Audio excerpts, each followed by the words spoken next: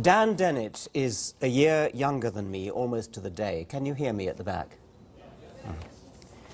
But I must admit that I've grown to think of him as a sort of intellectual elder brother. Since the deaths of Bill Hamilton and John Maynard Smith, I've been rather short of intellectual heroes to consult on difficult questions. Thank goodness we still have Dan Dennett. A year or so ago, it seemed that it might be a close-run thing. I remember the shock, followed by deep gloom, that was cast over a large group of people in a New York theatre when we were informed that Dan had collapsed and was undergoing emergency surgery, which seemed, so we were informed, unlikely to succeed. Heroic surgery to save an intellectual hero, not just a national treasure, but a world treasure, at least to the world of the mind. Many of you, I'm sure, will have read the stirring testimonial that he read while he was in recovery. It was actually called Thank Goodness. It was widely published all over the internet and was read out to those gathered in San Diego for the Beyond Belief conference. Dan mentioned his religious friends who'd prayed for his recovery. He was touched by their efforts, but he chose to interpret their words as meaning that they had been thinking of him. And he added, "I'm not joking when I say that I have had to forgive my friends who said they were praying for me. I've resisted the temptation to respond, 'Thanks, I appreciate it, but did you also sacrifice a goat?'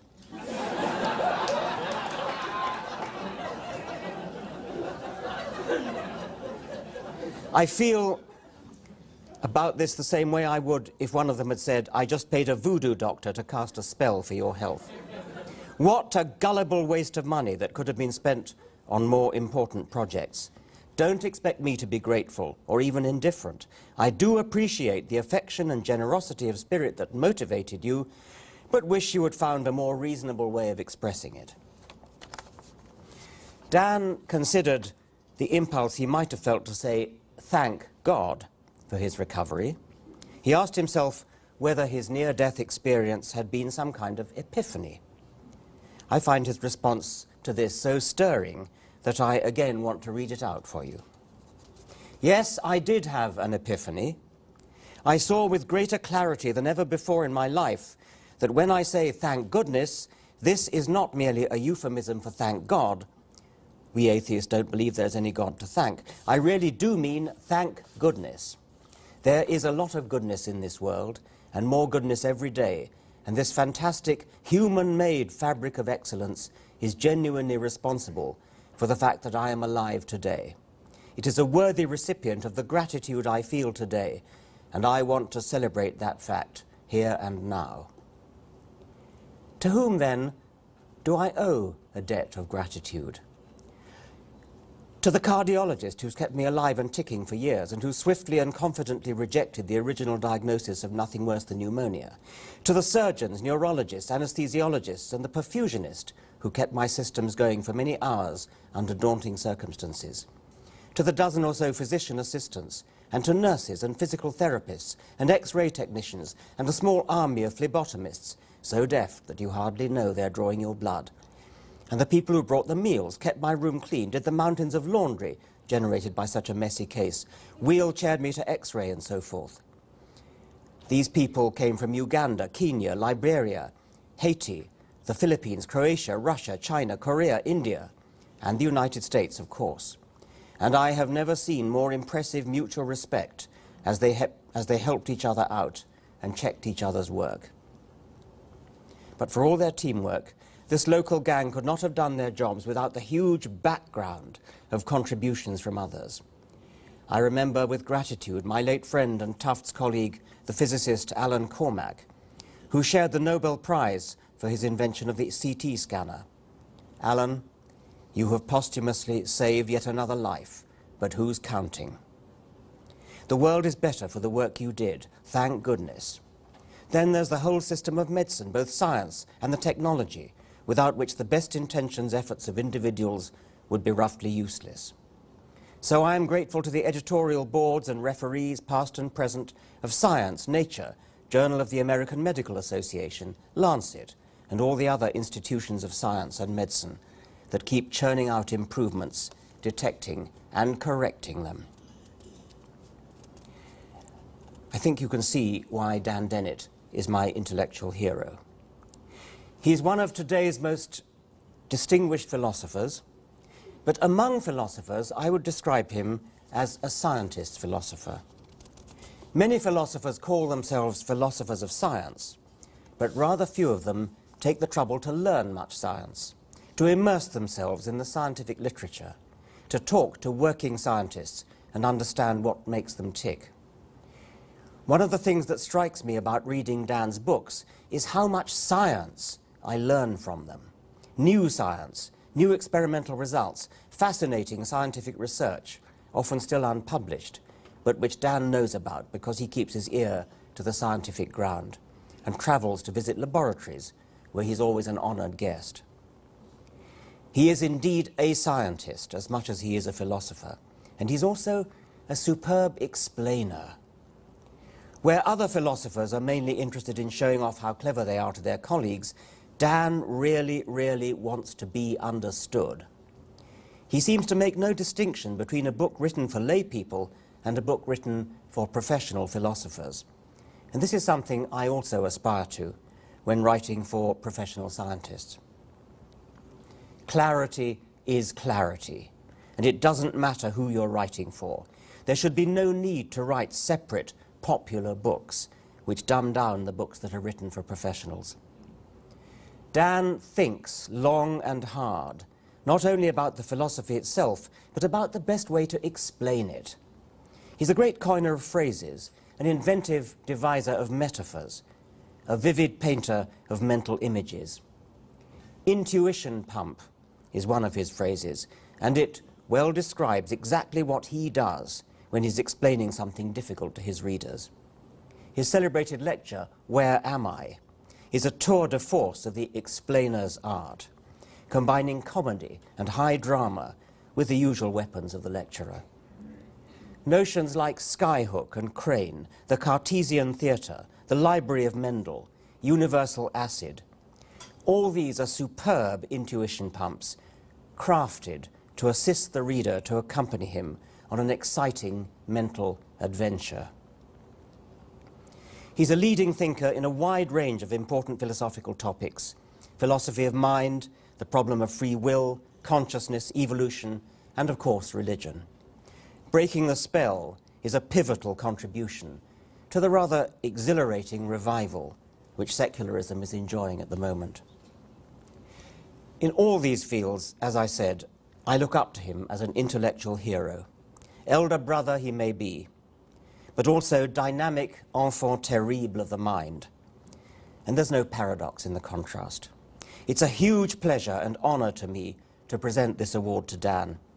And the fact that the award is in my name redoubles the pleasure and quadruples the honor. Dan.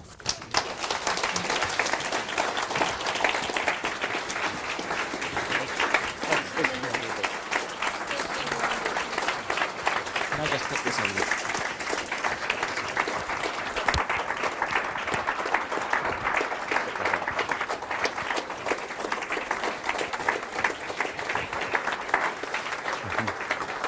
It's beautiful.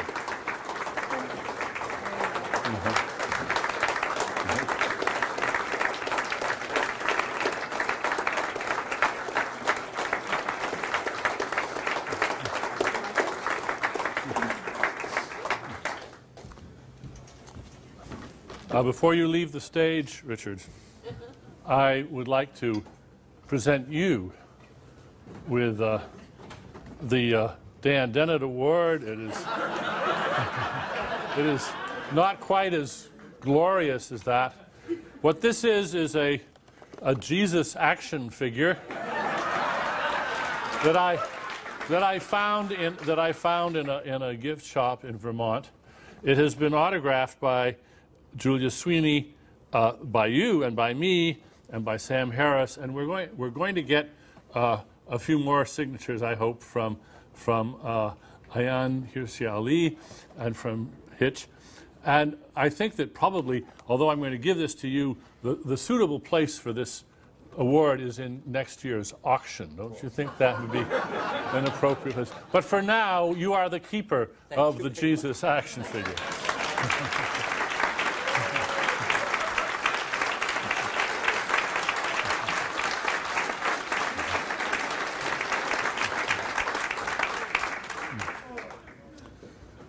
Well, I actually have a whole talk to give, but it's got some pictures, it's got some PowerPoint. I hope I can keep you awake. And let's see if the PowerPoint is going to work. I've got my first slide up. No, that's not it. How do you like the award? I love it. Sam gave us a talk which he quarreled with the very idea of atheism being a term. Well, I'm going to try to outdo him in sort of chutzpah for an atheist group. If somebody can find the where my PowerPoint is. Okay, there we go. Can everybody see? Good reasons for believing in God. As many of you know, I'm happy to say I've signed a lot of copies. This is the hardback of my book, Breaking the Spell. Many of you have not seen the British paperback cover, which I have to show you here because of the next slide that I want to show you, which I think is good news for atheists everywhere. This was sent to me by a friend. It's from the British scandal gossip magazine Now. They pester their men for attention. What is it with Dawson's Creek's Joshua Jackson? He's on a beach with his stunning girlfriend, German actress Diane Kruger, and he wants to read a tome on rational atheism. So, you may not have realized it, guys, but atheism is a chick magnet.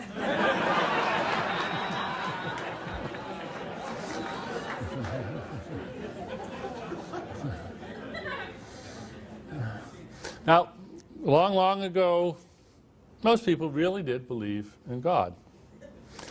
And some people still do. And I'm talking here about the basic, primitive phenomenon of belief, like, for instance, the belief that Mount Everest exists. Just straight, ordinary, everyday, uncomplicated belief in a proposition.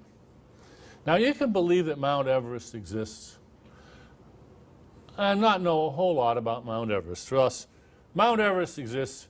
It's just one of these four peaks. Which one is it? I doubt if any of you can pick out the picture of Mount Everest from these four mountains, but that does not disqualify you from believing the proposition that Mount Everest exists. It's one of them, and you could still tell me a bit about Mount Everest, enough to convince me that you are, as it were, competent to believe that Mount Everest exists. That's ordinary, everyday, straight-up belief. You don't have to be able to pick Mount Everest out of a lineup necessarily, and you know enough about it so that you know what you're talking about when you say that Mount Everest exists. Now, let's try another case. I can't even read this. Proposition alpha. Probably Herr and San Dogar Yatsar Verhor, something like that. Now, I haven't the faintest idea what this means, because it's in Turkish. But I believe it's true. And the reason I believe it's true is that I went to a trusted Turkish colleague and said, Güven, please give me a sentence of Turkish. Do not tell me what it means, but just, it's got to be true. And so he gave me this sentence. And I'm happy to say that I've told people, if you know what it means, don't tell me. I want to keep using this example, and I want to be able to say truly, cross my heart, I haven't the faintest idea what this proposition means, but I would bet a large sum of money that it's true. Okay? Notice, I've got nothing up my sleeve. This isn't magic. This isn't supernatural. It's a very simple state of affairs. I've got somebody to give me a proposition that they warrant as true, and I think, I trust you, I'm going to believe you. Okay. Nothing special about that. Well, here's another proposition, proposition beta. E equals mc squared. How many of you believe that? Right. How many of you understand it? Aha! I use this example, by the way. I gave a talk about my book at Fermi Lab outside Chicago to an audience of about 250 of the world's great physicists. And as I put this up, I said, you know, I don't think this example is going to work in this crowd. I said, how many of you believe it? Now, all the hands went up. How many of you understand it? Of course, all the hands went up. But then, as they were sort of laughing about that, one of them stood up and said, yeah, the experimentalists think they understand it, but they don't really. Now, do I believe alpha and beta? Well, I don't understand alpha at all. I semi-understand beta. I can make some basic algebraic manipulations. I couldn't derive it, really. I couldn't use it in any way. So I don't really qualify. But that's all right, because I can do what we all do all the time, and that is we can pass the buck to the experts. I don't have to understand it, but there have to be people that really understand it. And this is, oddly enough, curiously enough, this is one of the great powers of language. One of the unsung powers of language is that you can use language to give yourself formulae that you can use without understanding them. We do the believing, we leave the understanding to the experts. And this is, in fact, a very useful tactic. There are scientists who use formulae in their work that they themselves really don't know how to derive, really don't know how to use, but there's a sort of a chain of authority that they can trust so that they can use them with confidence. Compare that situation with science with religion. With religious formulae, even the experts claim not to understand. In fact, they don't confess that they don't understand. They insist that they don't understand. They make a special marvelous glory of the fact that the central propositions of their faith are incomprehensible even to the experts. Now, this is just bizarre. I mean, when you think about it sort of take a Martian perspective on this, this is just strange as the devil. How on earth did this strange state of affairs arise? That's what I want to talk about. First of all, I think I will get no disagreement from this crowd when I say there simply are no good reasons for believing that God exists. Christopher was very, very eloquent on this score this afternoon. Come on. There just aren't any good reasons. The arguments are all from hunger. And there's plenty of good reasons for believing that God does not exist. But there are several good reasons for declaring a belief in God. Now, really, there aren't any good reasons for believing in God. There are many good reasons for not believing in God. And I'm sure you share with me sometimes, you contemplate people talking about their belief in God, and you just want to exclaim, how can anybody believe this stuff? And the answer is, they can't. They don't. Actually, they don't. Now, there are unreflective folks, and there are plenty of them, who believe, a la my proposition alpha, the one in Turkish, that whatever it is that those priests say, that our priests say, it's true. But remember, that's not really believing the proposition. That's just believing that that formula, whatever it means, it's Turkish to me, it's true. And it doesn't bother them. They just accept this on the authority of their religious leaders, the leaders of their community, their elders. This is not an unusual state of affairs. And most people are too busy living their lives to be very reflective. So those people believe that the things that they are asked to say in church or in the mosque are true, And they don't really care too much about the fact that they really haven't got much of a clear idea, even a clue what they mean. That's not their issue. They just don't think about it. That's how come they aren't gobsmacked and bewildered and embarrassed by the religious propositions. They don't believe them. They just believe that whatever those formulae say, and whatever they mean, if they mean anything, it's true. But what about the reflective folk? They have a problem. They can see as clearly as we can that there are no good reasons for believing in God. They can. They can see just the way we do. That is why, by the way, I don't waste much breath on arguments against the existence of God or refuting arguments for the existence of God, because, quite frankly, I've met very few people that give them any stock anyway. These people, the reflective people, they know there aren't any good arguments, any good reasons to believe in God. But they think that belief in God is, for some reason, obligatory. That's what I want to look at. What their reasons are for thinking that belief in God is obligatory. What they do, given their belief, is they contrive to believe in God. And that's a phenomenon which is quite distinct from believing in God. Here's a good line from Cardinal Ratzinger, who's been mentioned several times before. He's now Pope Benedict XVI. He talks about what the Catholic faithful are required to profess. Required to profess.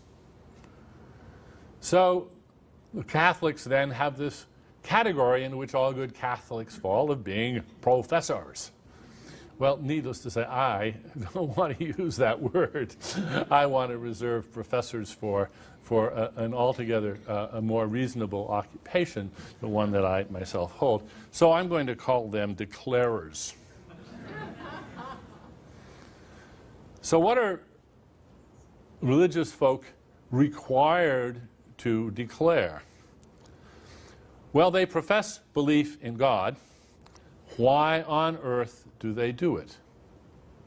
Why on earth do they do it? Remember, reasons for declaring belief in God are not identical to reasons for believing in God. These are two different states, and they have different reasons. And now I'm going to talk about reasons for declaring belief in God. The reflective folk who go on declaring their belief in God, and we know there's many. We're not talking about bumpkins. We're talking about educated people, college-educated people, who go on declaring their belief in God. They're not stupid. Well, some of them are, but then some atheists are stupid too. So. They're not radically misinformed. They are worried about something that we atheists should actually take very seriously. I'm going to now give you several good strategic reasons. Now, they're strategic because they're not reasons for believing in God. They're reasons for trying to believe in God or declaring your belief in God, for believing in God, and they're strategic. And the first, most obviously, is fear. And I don't need to tell you about that. We heard eloquently from Ayaan Hirsi Ali about fear. We've heard about the fear of many people, their fear of God, their fear of a vengeful God, of a God who demands this belief. But actually, a much more interesting category of fear is the fear of the reflective folks who think they are obliged to support the belief in God. And what they're mainly afraid of, I think, is catastrophic collapse of consensus. Now, Hitch earlier was talking about a failed state. A failed state, as we know only too well these days, is a truly depressing and ugly, awful situation. When you have a failed state, it's very hard for any force on earth to pull a failed state back into sanity. Nobody trusts anybody. The smart people leave the country. There's nothing but corruption and warlords and violence. It's just a horrible, catastrophic abandonment of civility, reliability, trustworthiness, and everything else. A failed state is a very grim and terrible state of affairs. And confronted with the prospect of a failed state, I want you to put yourself in the position of somebody of some authority in a state which is on the brink of becoming a failed state. And the people are asking you, is it safe to go to market? Is it safe to plant my crops?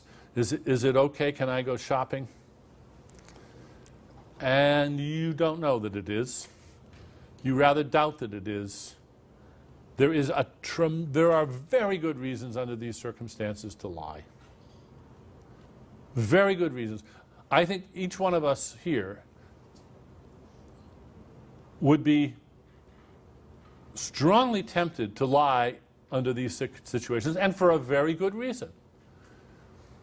Saying, no, it's too late. This is apt to be a self-fulfilling prophecy.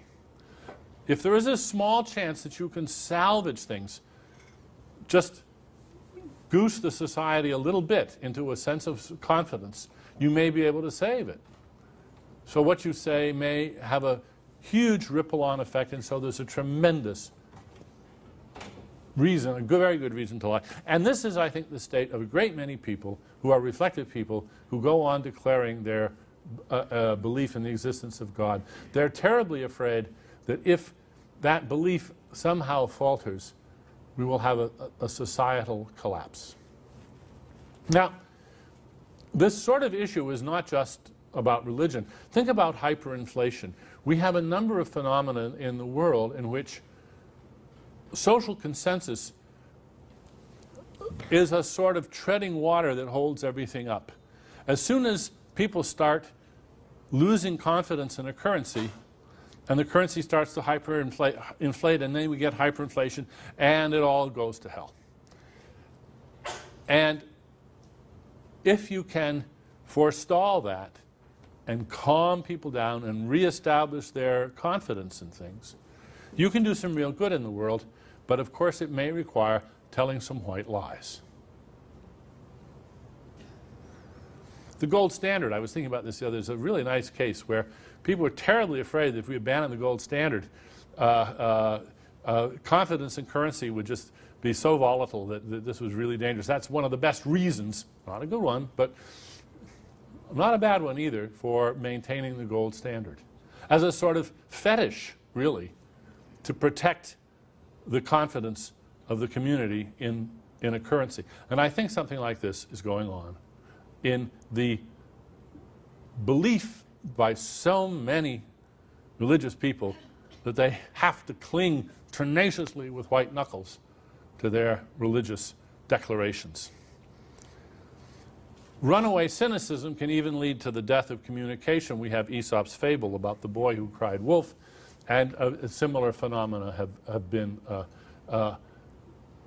seen, auguried, imagined, and so we have this kind of fear, which is not unreasonable. It can be very well informed. If we think it's false, fine, but there's some problems with that too. By the way, another great example of this is in Doug Hofstadter's wonderful column about the luring lottery. Some of you may remember that in Scientific American, a sort of catastrophic loss of trust. Now suppose we think that, well, okay, Dan, you've shown us that this is reasonable, but you know, they're just wrong. Giving up the belief in God is like giving up the gold standard. Life goes on, community, confidence, trust, security, it's just not such a big problem. Okay, so we want to explain this to these people. Can we reason with them? No. Why? Because we should expect them to shun the opportunity to discuss our disagreement rationally, because the very discussion of the issue undermines the consensus. Don't talk about it. Shh. Don't even think about it. There's been some very elegant research by the psychologist Philip Tetlock on sacred values. What makes a value sacred is don't even think about it. You should feel guilty for even thinking about it, even if you decide the right thing about it. It's to protect us from subversive criticism which might lead to a catastrophic collapse of values.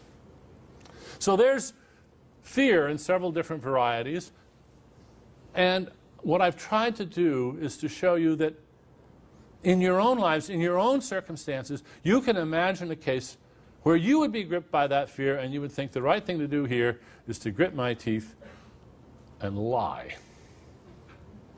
Maintain a pretense to save a situation from catastrophe. Another is love, and we've heard a lot about that today. It's so wonderful. The speakers today weren't just vivid and compelling. They illustrated my issues just right down the line. The prospect of disappointing or enraging or hurting those we love is so terrible. I actually hope to all of us that it overpowers our candor. We just can't face telling the truth when grandma or mother or our sisters or somebody else that we love, we're afraid that it's going to hurt. And so many people are trapped in a pretense from which any escape would be, in their eyes, a betrayal. Our overtures, our skeptical overtures, therefore, threaten to expose them. No wonder they loathe us. No wonder they loathe us. We are threatening them with a choice between betrayal and lying, which they do not like. There's a lovely new book. I wish it were here. It just came out. I'm not sure it's actually out. Yes, it is. Called Philosophers Without Gods. It's a collection of essays put together by the philosopher Louise Anthony. By the way, my little piece, thank goodness, which Richard quoted from, is in there. Brand new essays about, these are philosophers, some of whom actually had religious training and went to religious schools, and they're all atheists now, and they've written essays about their life. One of the best is by my dear late friend David Lewis, and it's called Divine Evil. And this issue came up. Hitch actually spoke about this. Lewis develops the following argument. I'm just going to give you the barest bones of it. The Christian God, he points out, is a God of judgment and punishment. Vengeance is mine, saith the Lord. In fact, eternal punishment for unrepentant sinners and disbelievers, if you read the Bible literally, as Hitch said. And at least in North Korea, you get to die. It's not eternal punishment. But in heaven or in hell, it's eternal. It's this infinite pain. That seems to be the implication of the Christian Bible. Well, that's nasty, as Richard has said. How could you ever respect anybody who not only believed in but worshipped a God that was the perpetrator of infinite pain? It's so unproportional to whatever your crime is. An eternity of suffering. This is just outrageous. Can we admire the believers? Lewis asks, and he says, only if they're ignorant of the nature of the perpetrator. I'm sorry for the long quote, but it's good, and I'll pass through it quickly. He says, David Lewis says, we dodge the consequence by keeping it all in soft focus, consoling ourselves with the thought that hellfire and brimstone are mere conceits, that grown-up theists have gotten beyond the cartoon scenarios. That is probably the stance most favored by those who worship the perpetrator. Starting from their trust in God, they suppose that there must be some nice version of the story, one that will not literally end with billions of damned souls writhing in eternal agony. Non-believers have been able to excuse their religious friends on the grounds that they're probably not clear-headed about the commitments of their worship. How could you condone that your friend worshipped such an evil perpetrator? He very usefully compares this God with Hitler. We can think of them as good people who have not seen the perpetrator's dark side. In bringing the problem of divine evil to their attention, David Lewis says slyly, I am presenting them with a choice they have previously avoided. And then he ends with a lovely punchline. I may be making it impossible for myself to admire many whom I have previously liked and respected. That is part of the dynamic of this issue, is that if we push hard, as we should, on our friends and those we admire and respect, we may awkwardly find ourselves in the position of no longer being able to admire and respect those that we have previously thought rather well of, now that we've removed their confusion and imposed this knowledge on them. So there's two, and here's a third reason, and that's guilt. The guilt of the deceivers is just part of this. That is the guilt of the priests and the leaders who know better. It's just stunning how much guilt there is among the priests and imams and pastors of this world when they know very well that the things that they are saying in their pulpits are not what they believe. But it propels the infectious guilt of the deceived. They pass the buck to the deceived and let the people in the congregation police themselves. Ayaan Hirsi Ali, in this stupendous book, is to me very eloquent on just exactly this topic. I'm calling it the mutual policing of the devout. She doesn't need to fear the imam or to listen to the imam. She can just get from her sisters, from her brother, from her aunts, from her family, from her clan. They're all involved in enforcing the pretense of the beliefs and making her feel terribly guilty and afraid for not maintaining them. It reminds me of this stunt which some of you may have done, where you get a circle of people and everybody sits down in the lap of the person behind them, and it's all self-supporting. You can all sit down, which is a sort of a nice trick. But in this instance, it's not so nice, because what you can have is a whole society that is supporting itself on nothing but the enforcement by its own members of the obligations that have come from somewhere and who knows where anymore. You can cancel out the priests, the imams, the whole group just goes right on perpetuating this terrible cycle of guilt. Boyd and Richardson, I'm a professor. I can't resist getting a little bit academic here. Boyd and Richardson have a lovely paper on second-order punishing.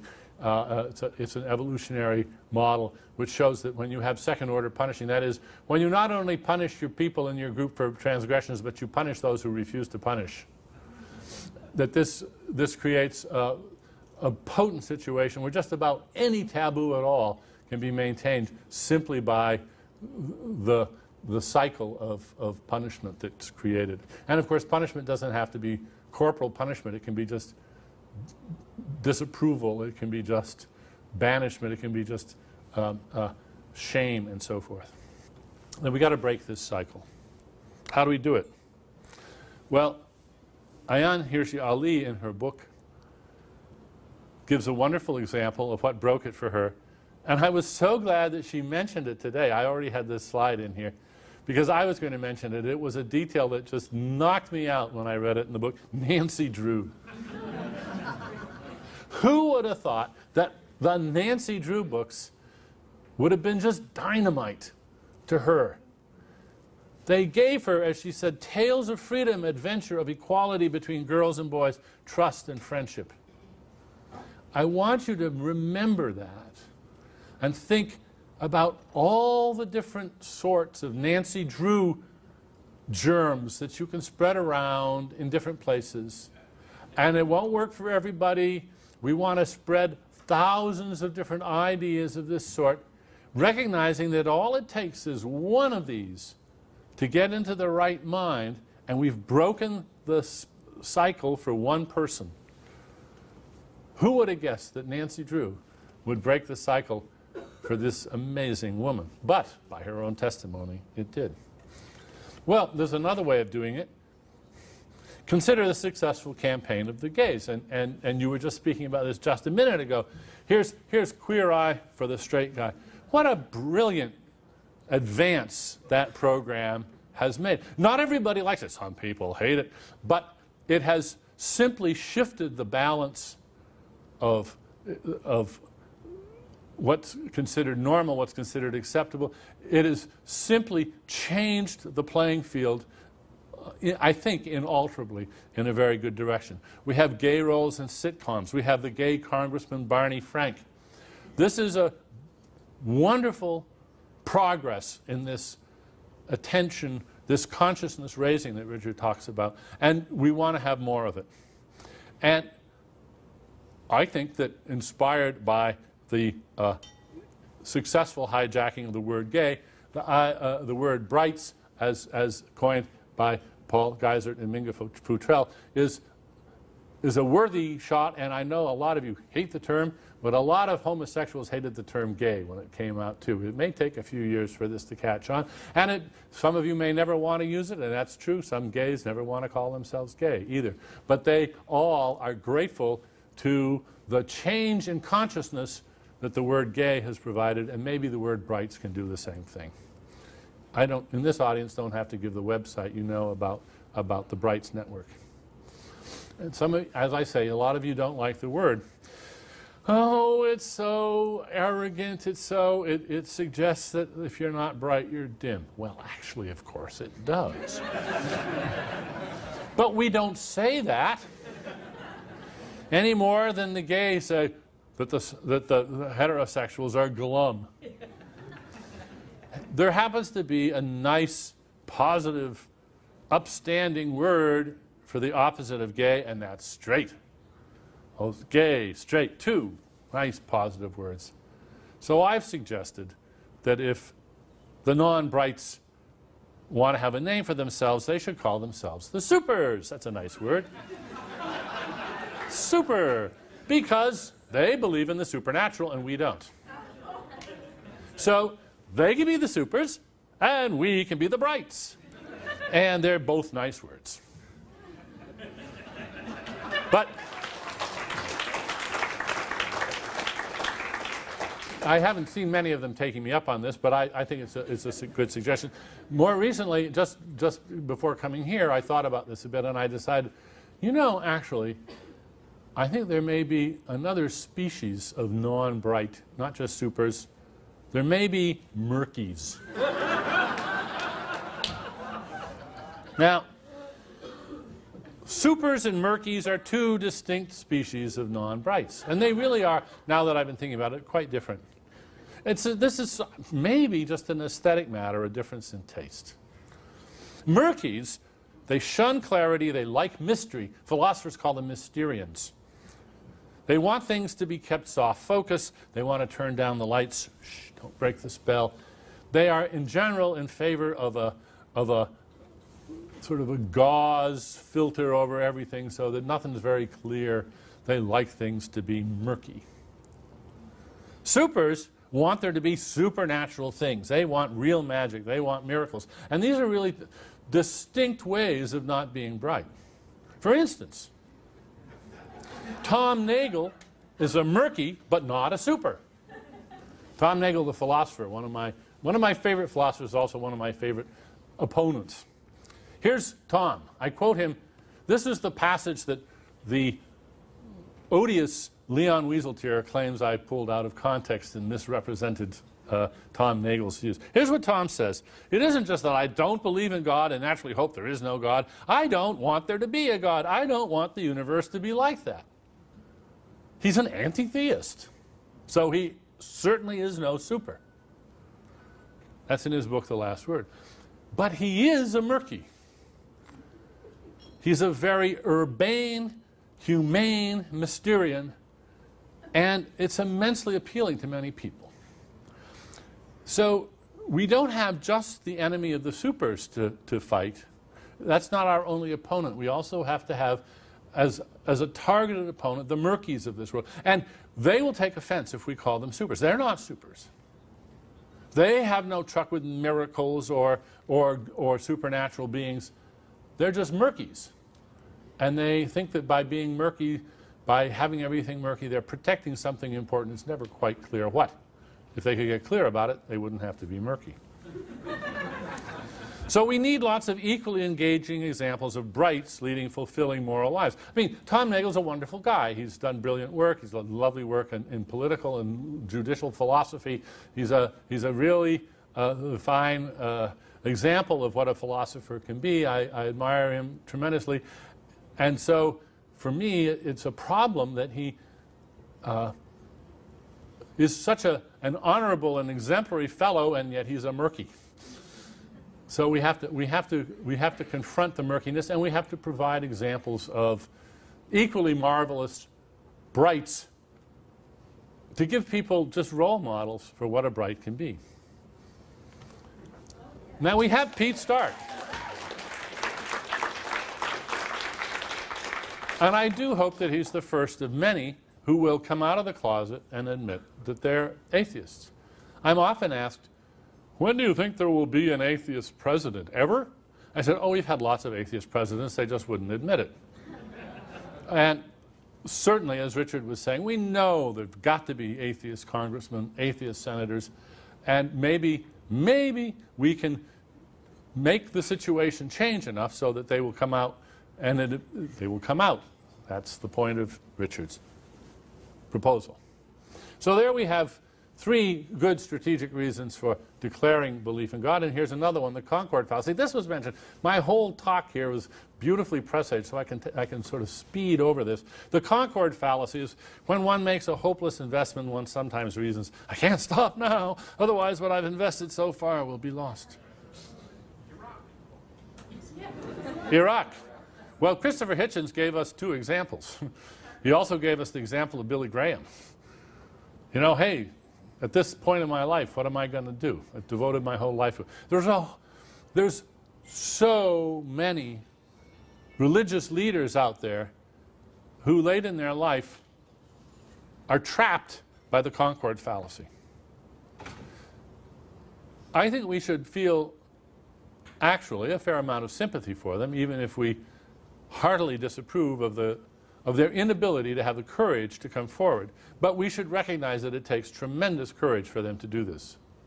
If you want to read a very moving book on this, I recommend John Updike's novel, In the Beauty of the Lilies, about Clarence Wilmot, a Protestant minister who loses his faith, finds the courage after many years in the pulpit to announce his atheism, and then you watch his life plummet thereafter. The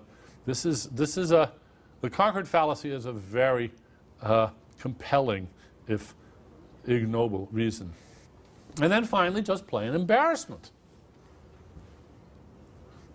I don't know how many of you follow chess or computer chess, but when Deep Thought was playing in one of its matches, it made a move on move 12, and on move 13 it took the move back. And the commentators roared with laughter. They said, this was hilarious, boy. It showed that a computer was incapable of embarrassment. No human player would do that. Even if they could see, oops, darn, that was a mistake. It just takes too much out of you to say, oops, sorry, made a mistake. We hate to make mistakes. And we hate even more to admit to making mistakes. And there are a lot of people out there who would hate to admit, oops, sorry, this religion thing I've been doing for the last 5 years of my life is just, you know, sorry, a big mistake. It takes an unusual courage to acknowledge that, or just weirdness. So the outcome is what I've called belief and belief. Some people believe in God. How many? It's very hard to say, actually, because some people believe in belief in God. And there are more people who believe in belief in God than believe in God. Well, how do I know that? Well, all the people who actually believe in God also believe in belief in God. I mean, I don't know about you, but I have not really encountered anybody who goes around saying, oh man, I just wish I could get rid of this belief in God. It's so embarrassing, you know. No, if you believe in God, you're proud of it.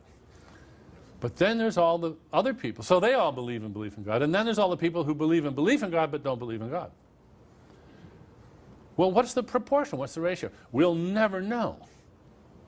Because those who believe in belief in God behave exactly the way people behave who believe in God, except that they won't, say, run into a hail of bullets expecting God to save them. There aren't many people who believe in God that way. So we can't tell. Maybe we're tiptoeing around and very few people actually believe in God. They just believe in belief in God.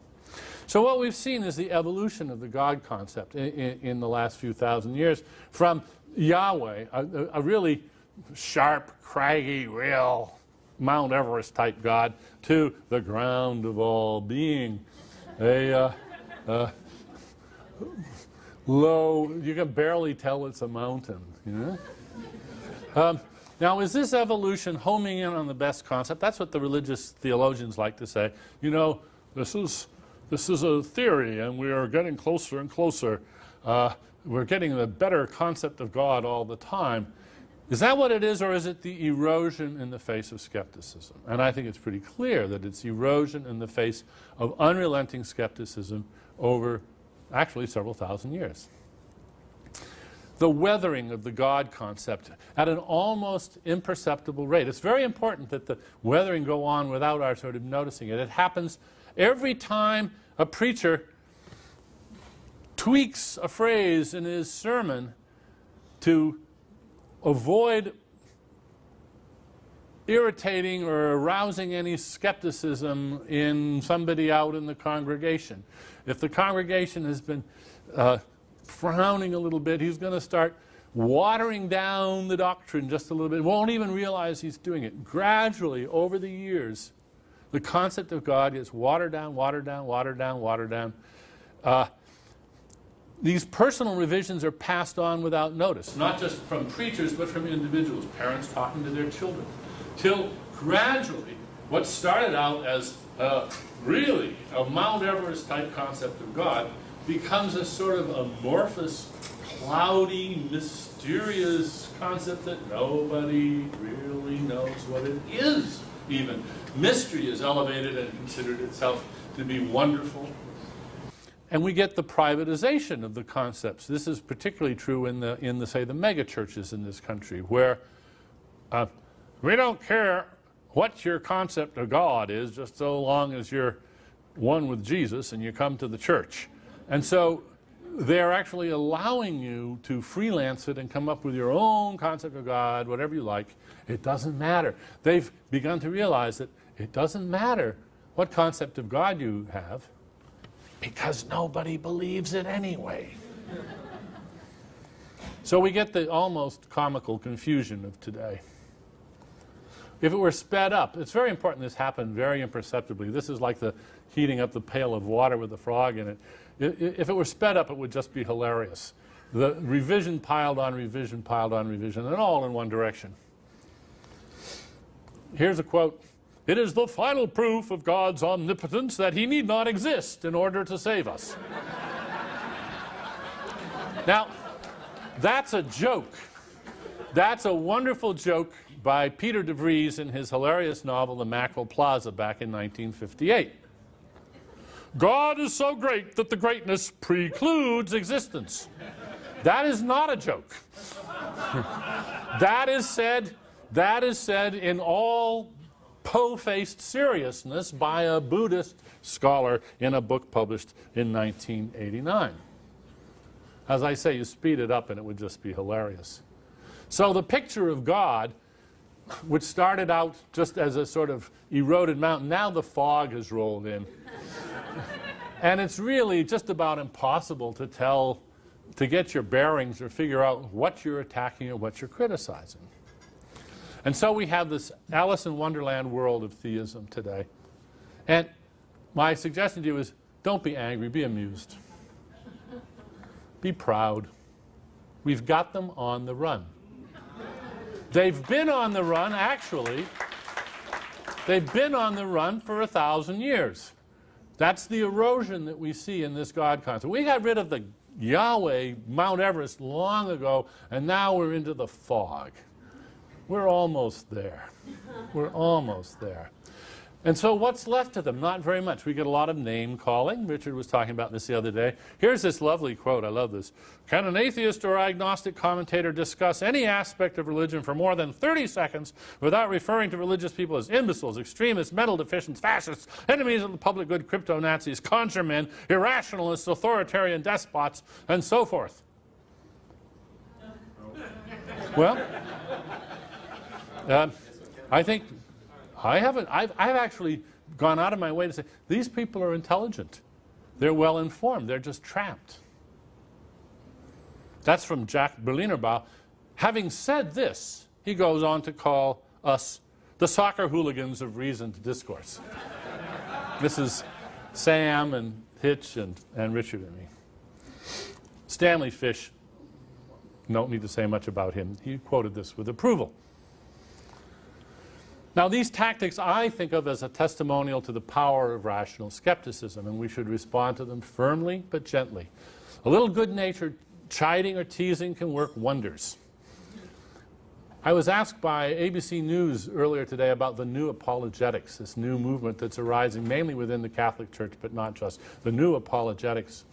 And I think this is wonderful. These advocates are useful to us because they aren't straw men. They are creating articulate arguments for their various creeds, which they're now prepared, they say, to argue for.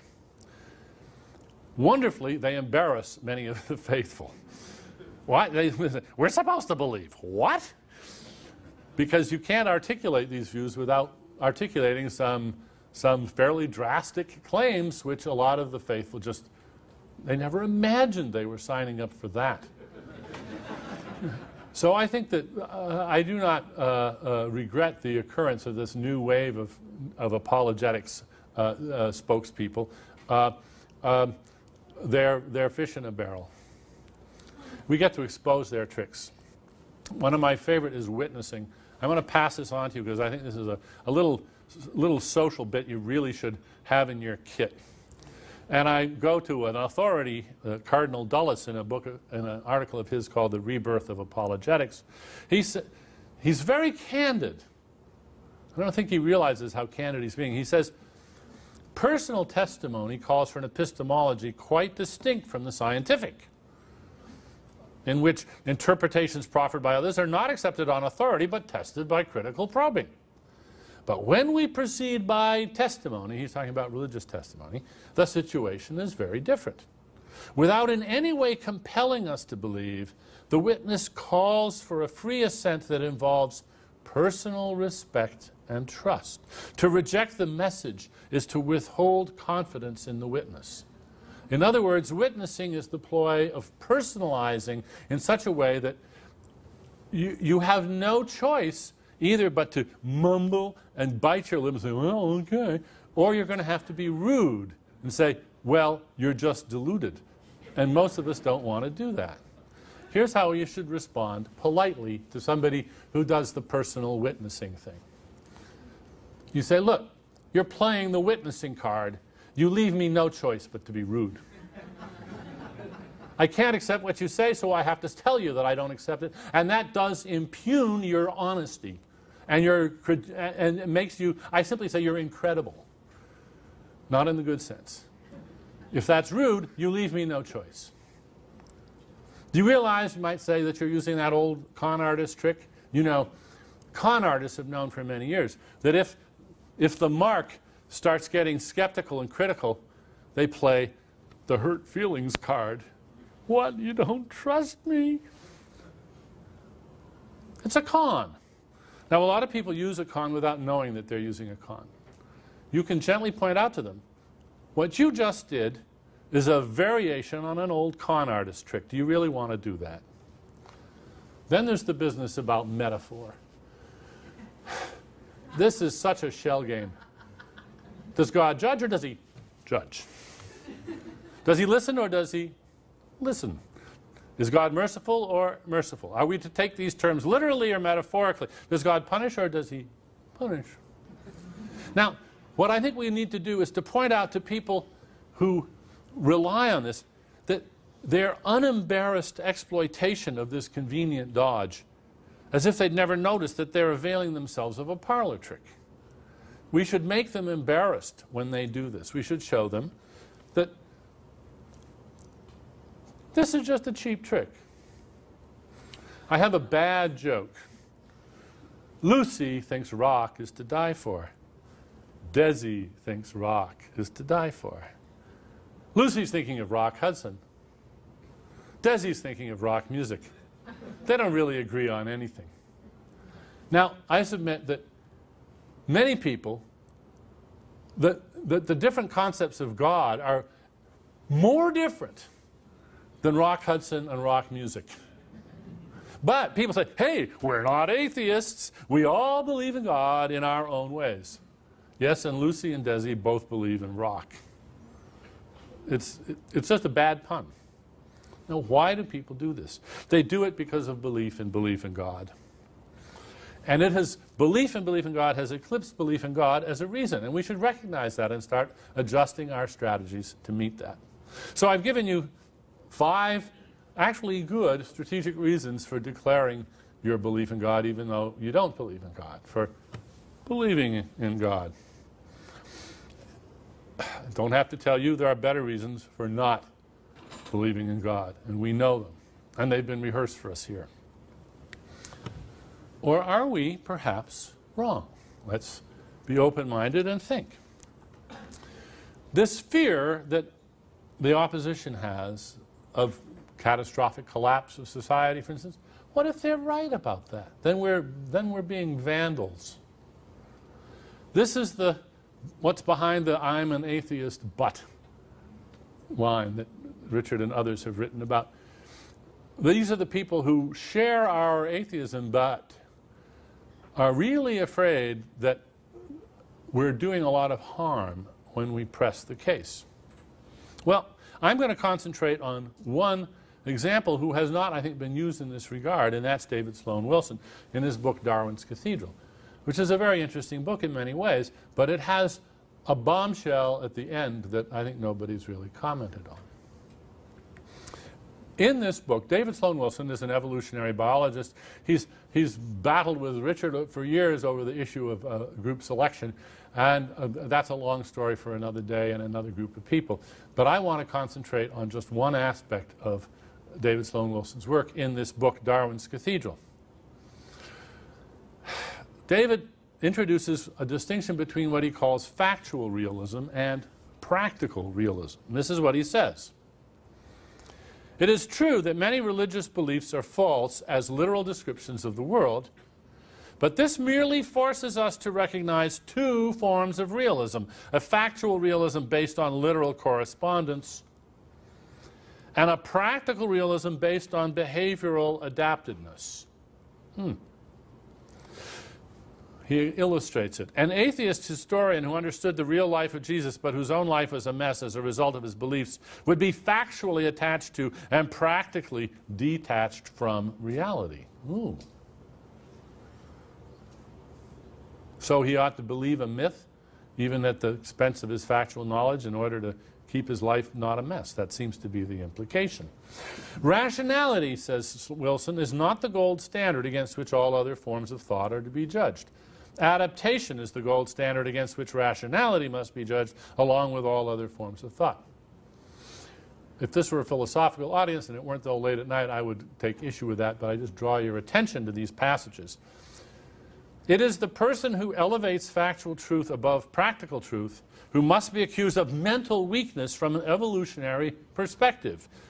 If there is a trade-off between the 2 forms of realism, such that our beliefs can become more adaptive only by becoming factually less true, then factual realism will be the loser every time. So he seems to be giving what he thinks of as an evolutionary endorsement for practical realism over factual realism. And indeed, he goes on to say, many intellectual traditions and scientific theories of past decades have a similar silly and purpose-driven quality once their cloak of factual plausibility has been yanked away by the hand of time. If believing something for its desired consequences is a crime, then let those who are without guilt cast the first stone. Yeah. Well, I want to point out the fundamental difference between factual realism and practical realism is that the truth or falsity of the factual realist theories is always an issue. Imagine if a priest were to say, well, of course, there isn't really a God who listens to your prayers. That's just a useful fiction, an oversimplification. Now, even the Unitarians don't just blurt out the fact that these may be useful fictions, since it's quite apparent that their utility depends on their not being acknowledged to be fictions. In other words, practical realism, as advised and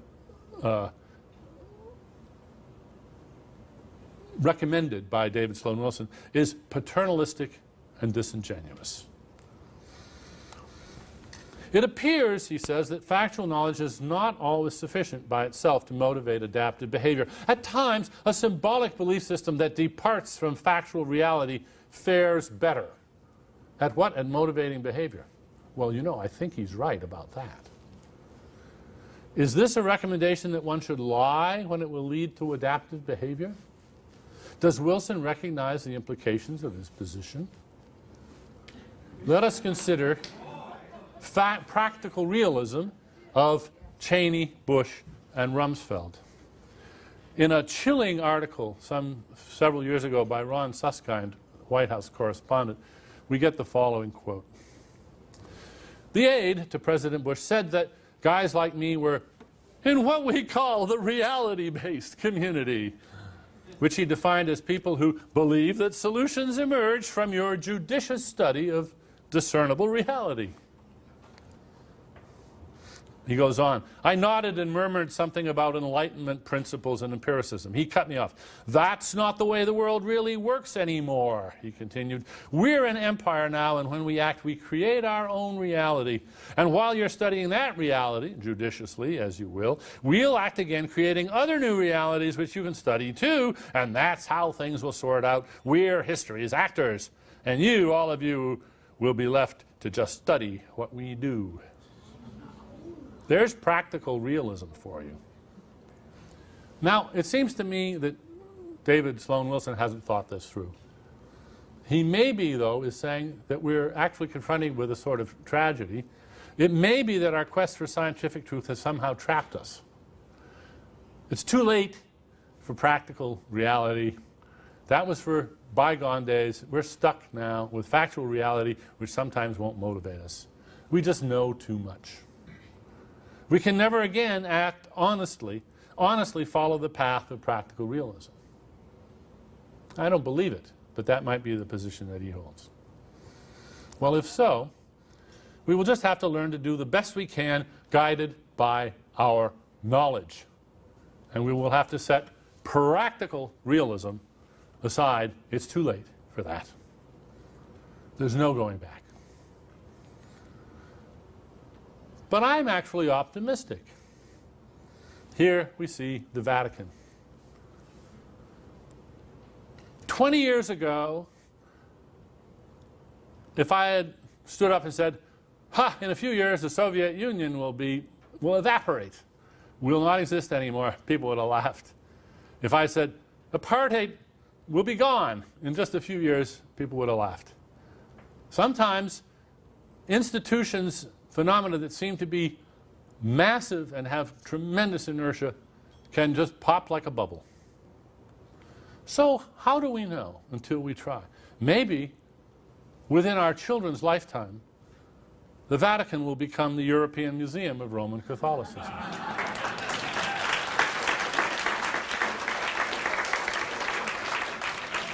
And maybe Mecca will become Disney's Magic Kingdom of Allah.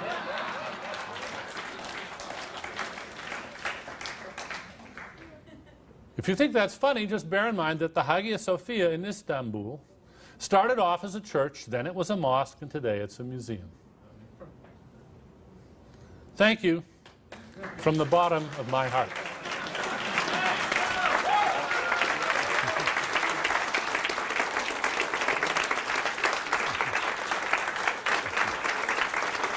Thank you. Thank you.